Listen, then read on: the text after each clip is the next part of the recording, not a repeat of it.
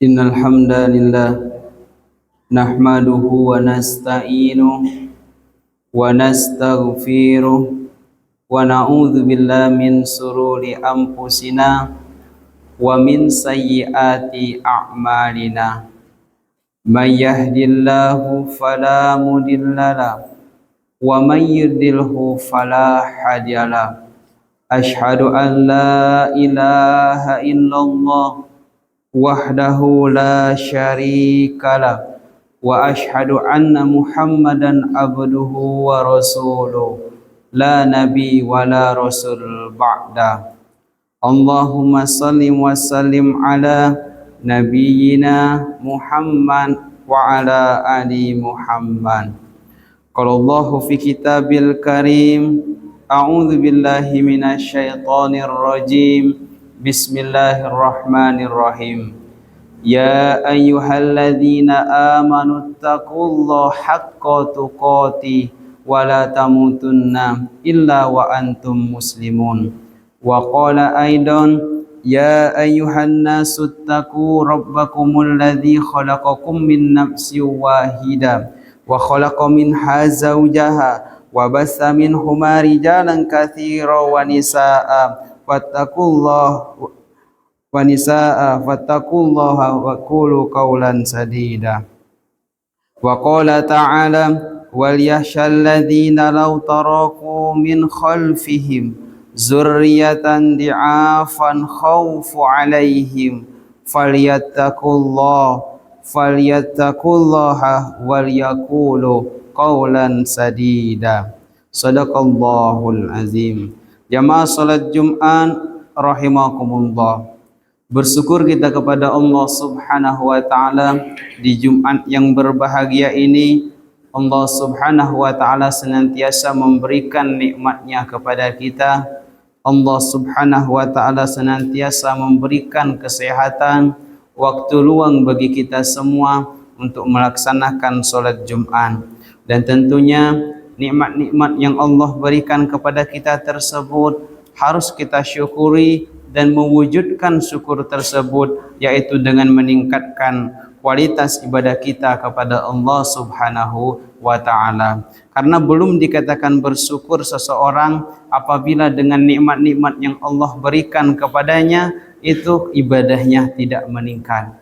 Salawat dan salam tak lupa pula kita ucapkan kepada Nabi Allah Nabi Muhammad sallallahu alaihi wasallam beserta para tabi'in, tabi'ut tabi'in serta orang-orang yang senantiasa istiqomah, teguh pendirian dalam menjalankan syariat Islam. Jamaah salat Jumat rahimakumullah. Selanjutnya khatib berwasiat kepada diri khatib sendiri juga kepada jamaah sekalian, mari bersama-sama kita tingkatkan lagi ketakwaan kita kepada Allah Subhanahu wa taala. Mari giat dan tumbuh sumburkan lagi minat kita dalam mendatangi masjid. Mari anak ajak dan keturunan kita, mereka semua untuk bersama-sama memakmurkan masjid kita, melaksanakan salat 5 waktu berjamaah, bermakmum bersama imam. Jamaah salat Jumat rahimakumullah. Generasi muda adalah amanah ilahi. Layaknya sebuah benda. Benda tersebut merupakan generasi muda kita. Sementara bayangan dari benda tersebut yaitu peradaban Islam itu sendiri. Apabila benda itu tegak lurus, maka otomatis bayangan yang dihasilkan itu pun akan ikut lurus. Maka seperti itulah perumpamaan generasi muda kita ini.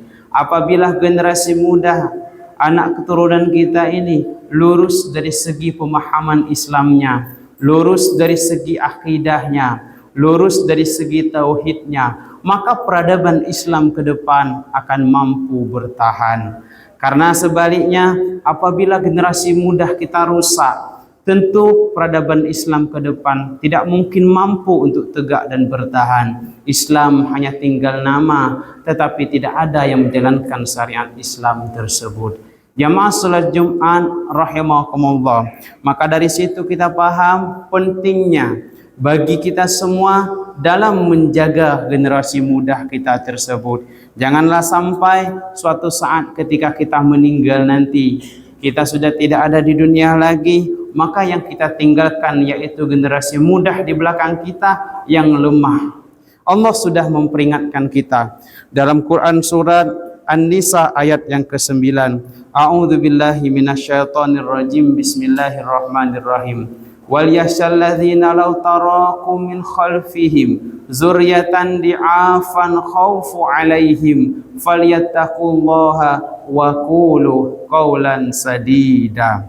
Hendaklah takut sekiranya kalian meninggalkan generasi yang lemah di belakang mereka, yang kalian khawatir terhadap kesejahteraannya. Falyattaqullah, kata Allah, maka bertakwalah kepada Allah, wa qulu qaulan sadida, dan berkata yang baik dan benar.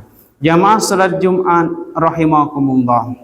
Maka dari sini kita paham sesuatu yang kita khawatirkan terhadap generasi muda, generasi penerus kita, yaitu apa yang akan kita wariskan kepada mereka, apa yang akan kita tinggalkan pada generasi muda tersebut. Karena sesungguhnya dari ayat ini kita bisa memahami bahwa sesuatu yang kita khawatirkan tersebut bukan pangkat yang harus kita tinggalkan kepada mereka, bukan jabatan yang harus kita tinggalkan kepada mereka, bukan kekayaan yang harus kita tinggalkan kepada mereka, tetapi sesuatu yang harus kita wariskan kepada generasi muda kita, yaitu pemahaman Islam yang benar. Karena dengan pemahaman Islam yang benar, generasi muda kita akan mampu bersaing di kehidupan yang serba modern saat sekarang ini. Tapi pada realitanya, generasi muda kita telah rusak, generasi muda kita telah hancur, dirusakkan oleh beberapa fitnah-fitnah yang menyerang generasi muda kita tersebut. Apa fitnah-fitnah tersebut? Yang pertama yaitu fitnah subhat, menyerang pemikiran anak muda kita. Fitnah subhat di sini menyerang pemikiran anak muda kita. Dibuatnya pemikiran mereka Islam, tetapi mereka Islamfobia. Islam, tetapi mereka takut dengan Islam itu sendiri. Akhirnya anak-anak muda kita ketika kita tawarkan pendidikan Islam, maka kebanyakan dari mereka itu menolak. Hanya segerintil orang saja dari anak-anak generasi muda yang mau dan ikut dalam pendidikan Islam. Karena dalam pemikiran mereka bahwa Islam itu penghambat perkembangan, bahwa Islam itu tertinggal. Maka inilah subhat pertama, yaitu perang pemikiran. Dirusaknya pemikiran generasi muda kita, dibuatnya mereka itu Islam tapi takut dan anti dengan Islam itu sendiri. Jamaah salat Jumat rahimakumullah. Selanjutnya fitnah kedua yang menyerang generasi muda kita, yaitu fitnah syahwat.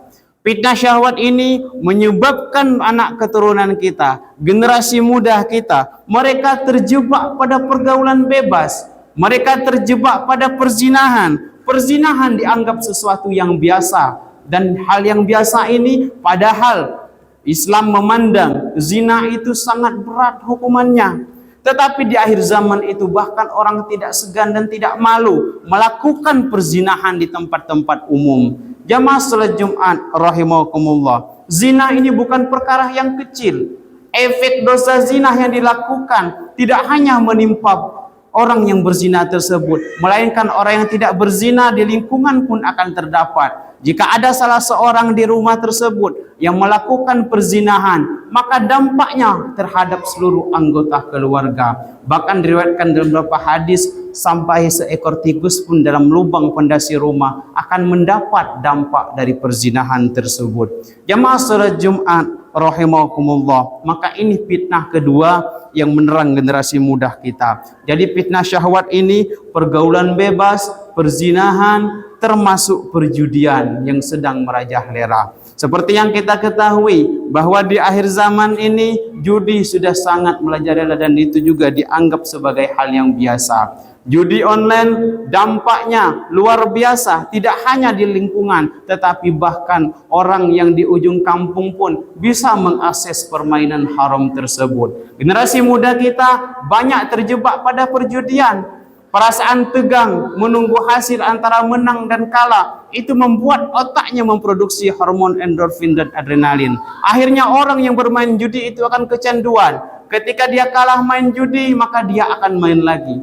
Kalah main judi, dia akan main lagi, dan terus sampai kehabisan semua hartanya dengan permainan haram tersebut. Jamaah salat Jumat rahimakumullah, itu dua fitnah yang menyerang generasi muda kita. Jamaah salat Jumat, maka sesuatu yang harus kita khawatirkan ini sebenarnya sudah menjadi perhatian khusus dari para ulama terdahulu. Maka di ayat ini juga diterangkan bahwa kerusakan remaja sebenarnya itu bukan letaknya pada zaman yang serba canggih. Bukan juga karena kecerdasan mereka sudah lebih cerdas dibandingkan anak-anak di masa lampau. Tetapi kerusakan generasi muda ini disebabkan kurangnya perhatian kita sebagai orang tua terhadap generasi muda tersebut.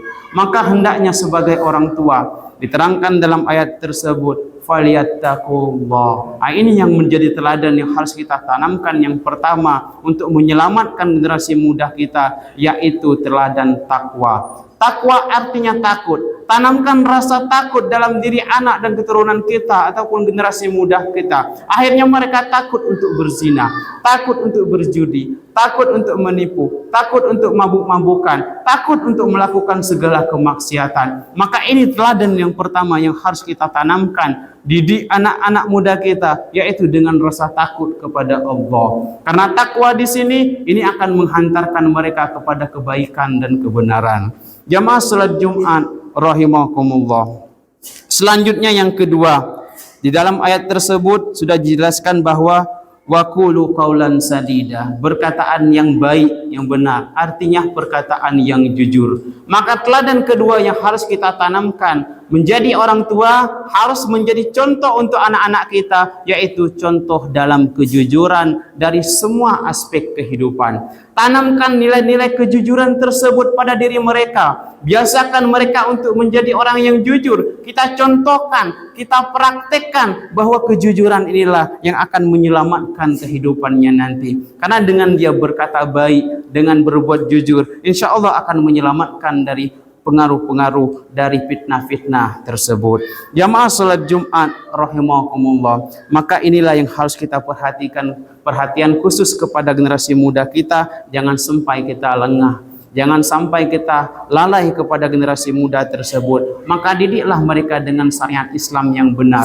Masukkan ke mereka ke sekolah-sekolah ataupun sekolah-sekolah agama dan pesantren-pesantren. Karena jangan sampai kita salah dalam mencari pendidikan untuk mereka. Pendidikan itu tidak harus mewah, tidak harus megah, tidak harus serba ada, tetapi pendidikan tersebut yang harus kita pilih untuk anak keturunan kita, yang di situ ada dididik kebenaran dan pemahaman Islam yang benar. Aqulu qauli hadza fastaghfiru innahu huwal ghafurur rahim.